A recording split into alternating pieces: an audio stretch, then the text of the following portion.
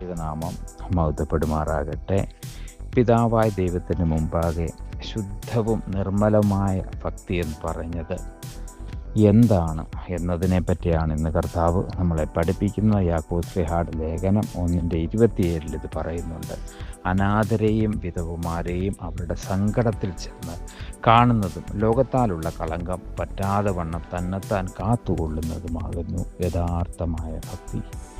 ഇവിടെ നമ്മുടെ ഭവനത്തിൽ തന്നെ അനാഥരെ പോലെ കഴിയുന്ന കുഞ്ഞുങ്ങൾ, നമ്മുടെ ഭവനത്തിൽ തന്നെ വിധവമാരെ പോലെ കഴിയുന്ന ജീവിത പങ്കാളി, നമ്മുടെ ചുറ്റുപാടുകളിൽ ഇതുപോലെ ആരും ആശ്രയമില്ലാതെ ജീവിക്കുന്ന ഓരോ വ്യക്തികളെയും നമ്മുടെ മുമ്പിൽ അവർ വരുമ്പോൾ നമ്മൾ അവരെ തേടിപ്പിടിച്ച് ആശ്വസിപ്പിക്കുകയും സമാധാനപ്പെടുത്തുകയും അവരെ ചേർത്ത് പിടിക്കുകയും ചെയ്യുന്നതും, അതുപോലെ തന്നെ നമ്മൾ യാതൊരു വിധമായ പ്രലോഭനങ്ങളിലേക്കും വീണു പോകാതെ നമ്മളെ തന്നെ കാത്തു സൂക്ഷിക്കുവാൻ ഏത് സമയത്തും വിശുദ്ധിയോടെ നമ്മുടെ ഹൃദയങ്ങൾ ആയിരിക്കുകയും ചെയ്യുന്നതാണ് ദൈവത്തിൻ്റെ മുമ്പിലുള്ള യഥാർത്ഥ ഭക്തി.